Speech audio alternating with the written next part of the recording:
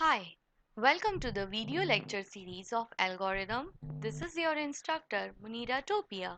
Today we are going to see what is an order of growth of function, how to find big O, omega and theta notation of any given function, what is the proof of big theta, one proof that we will cover in today's video. Let us start with order of growth of function. So basically, what is order of growth of function? Growth of function will allow us to compare relative performance of alternative algorithm. In order to solve a single problem, if I have multiple algorithms, I can compare their performances with the help of order of growth. Hence, order of growth of an algorithm is a way of predicting the execution time of algorithm, and space is occupied by changing its input size. That means if I change my input size, what will be the effect on running time and occupied memory of an algorithm? Let me choose value of n is 1. So square root of 1 is also 1. N is nothing but my input size. Log of 1 to the base 2 is 0. That's why we will multiply column 1 with column 3 to get n into log n to the base 2. So 1 is multiplied from first column with value 0 in third column, which is resulting into 0. So n log n value we get is 0. To get n square, we multiply n with itself, that is 1 value is multiplied with 1, so we get 1 square as 1. And 2 raised to n, that is 2 having power 1, that is equals to 2. Now, let me select or choose value of n is 2. So, square root of 2 is 1.41421336, and log of 2 to the base 2 results into 1. If to multiply n with log n, we will multiply 2 with 1 and get value 2. So these two values are also got. To get n square, we multiply n with n itself, that is 2 is multiplied with 2, that is 4. And to get 2 raised to n, we will do 2 raised to 2, that is again equals to 4. Now n's value is selected as 4. So square root of 4 is equal to 2. That's why square root will get value 2. Log of 4 to the base 2 is resulting into 2. So next value is 2. And n into log n is nothing but 4 into 2, that is equals to 8. N square is nothing but 4 square, that is 16. And 2 raised to n is 2 raised to 4, which is equals to 16. Next value of n is selected as 8 and 16 respectively. Their square roots are displayed in a table. Now log of 8 is 3 and log of 16 is 4, and n and log n both values will be multiplied to get values 24 and 64 respectively. I would suggest all of you to prepare this table by yourself side by side. Now, to get n square, we multiply n column by itself, that is 8 into 8 and 16 into 16, and for the last column we do 2 power 8 and 2 power 16 to get these values. I get one more row with n equals to 32 and calculate these values respectively. These values. This is what we have calculated in a tabular format. But from here we cannot see what is the relationship between all these values of n. For that purpose we will plot a graph. So in graph our x-axis is representing n and this y-axis is representing f of n, that is running time of an algorithm. So we have chosen value of n from 1, 2, 4, 8, 16, 32 and 64, that is increasing in a power of 2. That is my n. And how values of f of n, that is its own values, are getting executed in how much time. So if I plot n, it for value 1, if you observe carefully this chart, for n equals to 1, my f of n is also 1. For n equals to 2, my f of n, that is from y-axis, I get 0.2. When n equals to 4, f of n is also 4. Likewise for 8, 16, 32 and up to 64. What about square root of n? Square root of n is plotted quite below my n. How it is plotted? With the help of values of column root n. So for 1, my value is 1. For 2, it is around 1.4144. And for 4, my f of n value is 2. For 8, my square root is around. For 16, my square root is around 4. And for 64, my square root is around 8. Square root of n is slightly having lower order of growth as compared to n. Now we will plot log n. Now log n is still having lesser growth as compared to root n.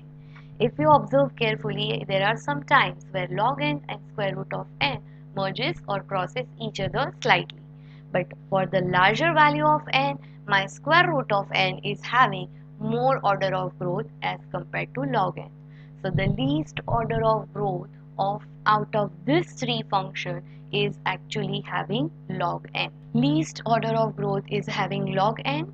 Then the next highest growth is square root of n, and the highest growth among these three is having function n. Now we will plot n into log n. Log n is the least growing, n is the highest growing. If we multiply them, so obviously whatever graph we get is greater than the respective three. Okay, so n log n is having higher rate of growth or higher order of growth as compared to function n, square root of n, and log n.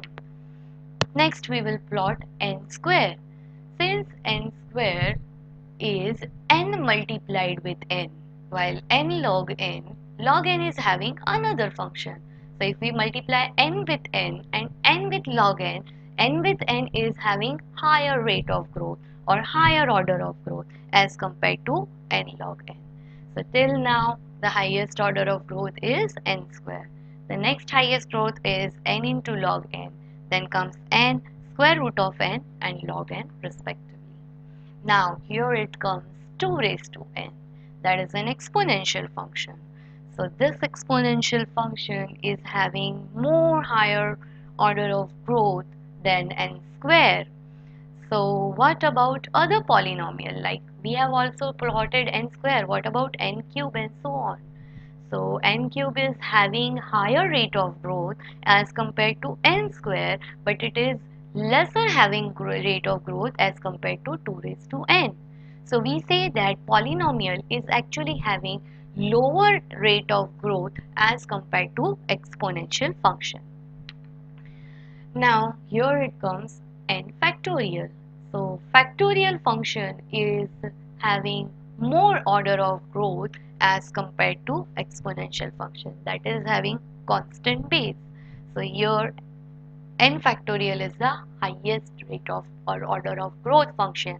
Then comes 2 raised to n, then comes any polynomial like n cube, n square, and so on. Then comes n into log n root, square root of n, and log n. Now here this is one example that is given, and it is asking you to reorder these complexity, that is order of growth, from their order from smallest to largest. So there are 4 order of growth functions are given. First one is n log n, then it is n plus n square plus n cube, then next one is 2 raised to 4, and fourth one is square root of n. Now try to solve this particular problem along with me. So first one is n into log n plus n square plus n cube. In our second term, what is the highest degree of polynomial? It is n cube. In our first, it is n into log n. And this next one is 2 raised to 4, that is an exponential function. And the last one is root n. So out of these 4, my root n is the smallest order of growth. That's why from smallest to largest, if I arrange them, my root n comes the first, that is the smallest rate of growth. Next order of growth is having n into log n, because n cube will become polynomial and 2 raised to 4 becomes my exponential. All these two are having comparatively more growth than n log n. That's why next largest function is n log n. Then comes a polynomial, that is n into n plus n square plus n cube, and the last one will be our exponential, that is 2 raised to 4. Let us take another example and find it out. Am I working correctly or not? Okay, so there are 6 terms. First one is n factorial, then comes 2 raised to n plus 1 factorial, 2 raised to 2n, n raised to n, and n into log n. Now, my n factorial is a factorial term. It is having more order of growth as compared to exponential with constant base.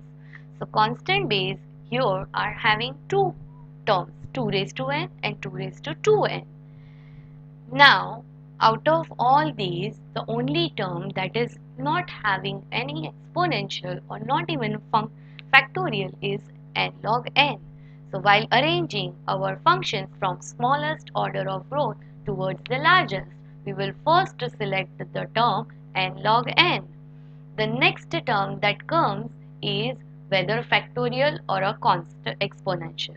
Now, there are 3 exponent terms if you observe carefully. So, 3 exponent terms are 2 raised to n, 2 raised to 2n, and n raised to n. Obviously, the base of first 2 term is constant, that is 2, and the third term is having variable base, that is n. So, we will not select n raised to n, we will first select 2 raised to n and 2 raised to 2n. So, after arranging them, we are only left with 3 terms, that is n factorial, n plus 1 factorial, and n raised to n. Now let us look at this expansion. While we are writing n factorial, it is actually n into n minus 1 into n minus 2 into n minus 3 up to keep on multiplying up to 2 into 1. While we are writing n raised to n, it is expanded as n into n into n into n. How many times? N times. Now by comparing these two series, will you be able to tell me which one is having more order of growth and which one is having smaller order of growth? Of course, n factorial is having lesser order of growth because it multiplies n with n minus 1. Then it multiplies with n minus 2 and so on. So the multiplication factors keep on decreasing. While in n raised to n, we are always multiplying n with n. So the value we get is quite larger. That's why the next order of function of growth we select is n factorial. Next one is n plus 1 factorial. And the largest function that is having the highest or largest order of growth is n raised to n. So this way we will reorder complexity from smallest to largest. In this lecture, we are going to find big O notation of a given function. So given function is f of n, that is equals to 6339. That is the simplest number. How we are going to obtain its solution? To obtain a solution of f of n and find big O of g of n, we have to fulfill the condition. What is the condition for big O? That my f of n should be lesser than or equals to cg of n for all values of n greater than n naught. So f of n in this case is nothing but 6339. That should be lesser than or equals to cg of n. If I compare both sides, I can select my g of n. I can select my constant which is greater than 6339 or equals to 6399.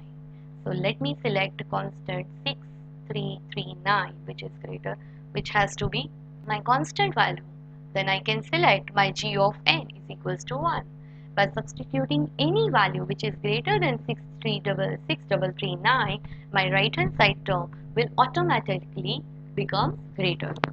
Hence, I select g of n is equals to 1. That is, f of n is equals to 6339, which is also given in my question, which is equals to big O of 1. That is my g of n that we have calculated. Okay, so here one point I would like to make out is that asymptotic notation of any constant function or any constant value is always 1. In this case, you can find it out, or using a same function you can carry out the calculation for big omega and big theta also and see whether you are getting same answer, that is is in order of 1 or not.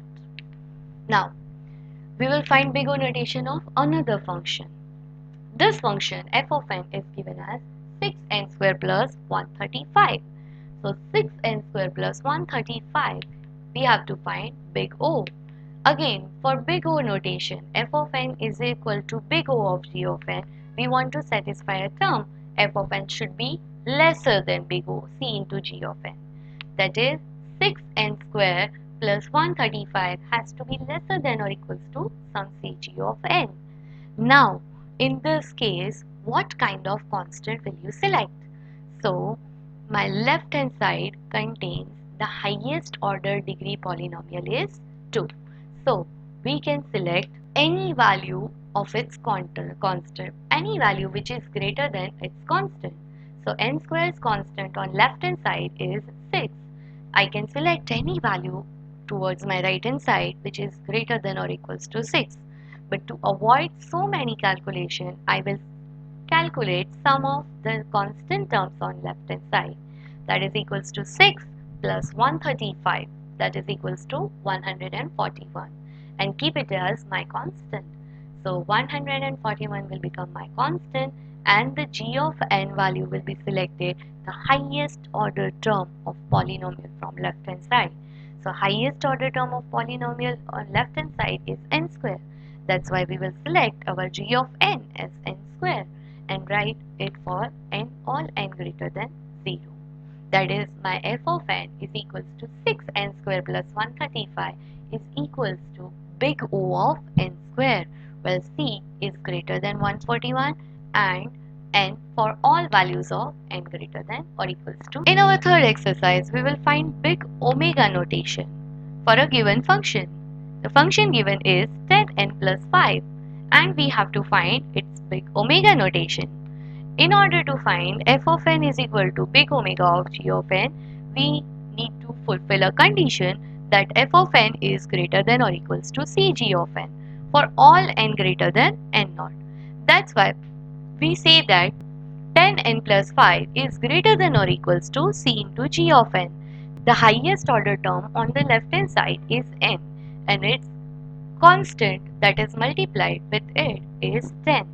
So on towards right hand side, if I want to make that term lesser than the left hand side term, we have to select a constant which is lesser than or equals to 10.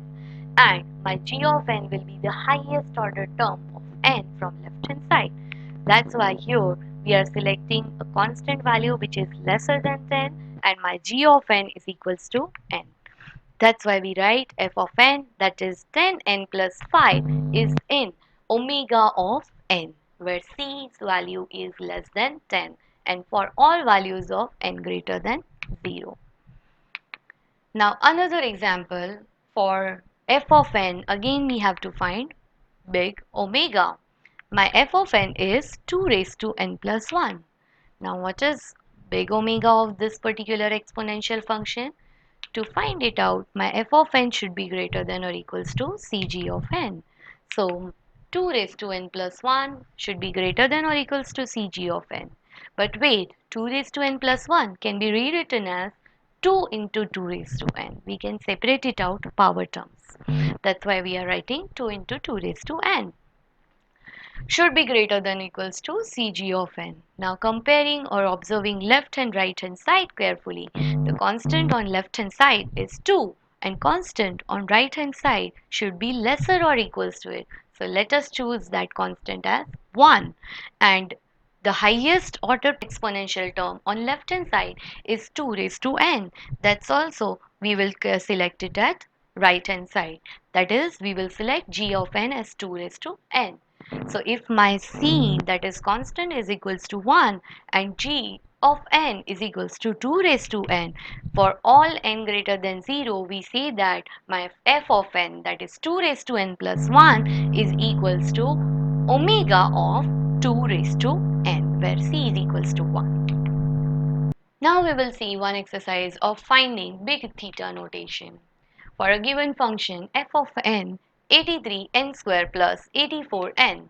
Now, in order to find f of n is in big theta of g of n, we have to say that, or we have to fulfill a condition, C1 g of n is less than or equals to f of n is less than or equals to C2 g of n for all n's value greater than n0.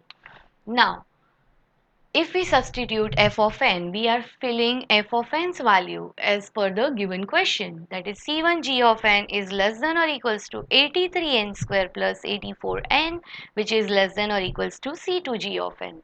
Now we have to observe left term and midterm carefully. The midterm is having highest order polynomial of degree 2, that is n square, and the constant multiplied with n square is 83.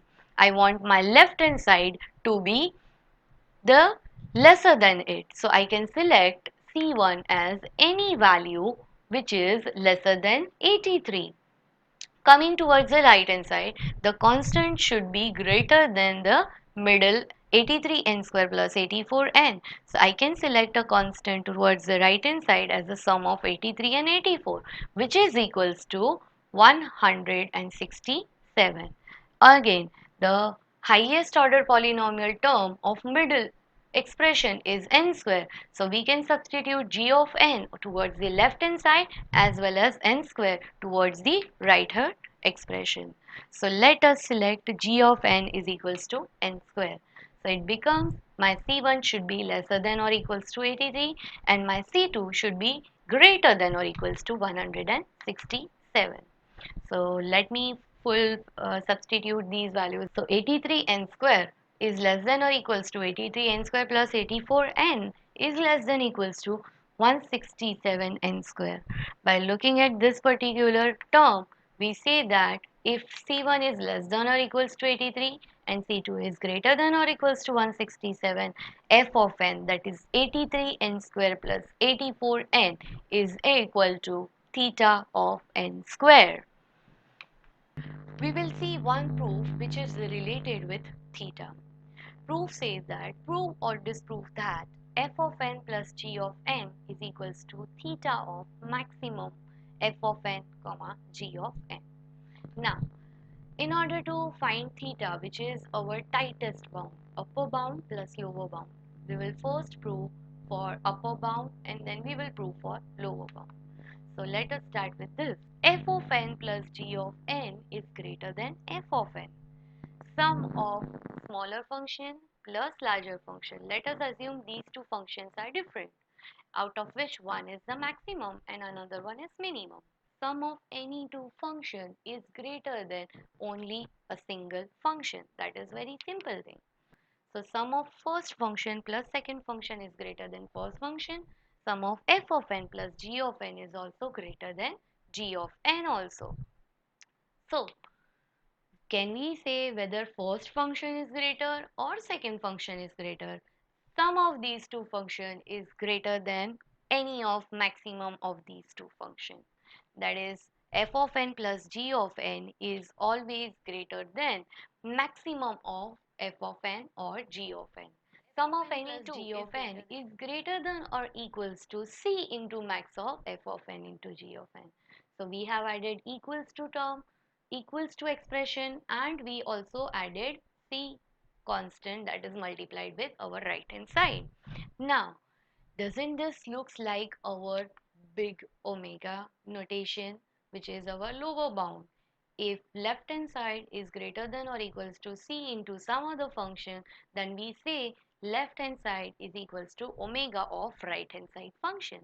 So here f of n plus g of n is in omega of maximum f of n plus g of n. We will keep this lower bound with ourselves and try to prove or find it out its right hand side. Now, see, look at carefully. F of n plus g of n, that is sum of any two function, is lesser than twice of max of f of n or g of n. Obviously, the twice of the largest function is greater than sum of largest plus smallest function. That's why we are writing f of n plus g of n is less than 2 into maximum of f of n comma g of n. So we can say that f of n plus g of n is less than or equals to any constant into max of f of n into g of n. So we have removed our constant 2, we have made an equal to sign and added another constant, that is c. Does it look like big O notation? Yes, f of n plus g of n is in big O of max of f of n g of n. So we have found out upper bound as well as lower bound with the same function. So can we say f of n is plus g of n is theta of max of f of n g of n. That is our tightest bound. So this way we have proved that sum of any two function is equals to theta of maximum of these two functions. Thank you everyone for watching this video. This is your instructor Munira Topia signing out.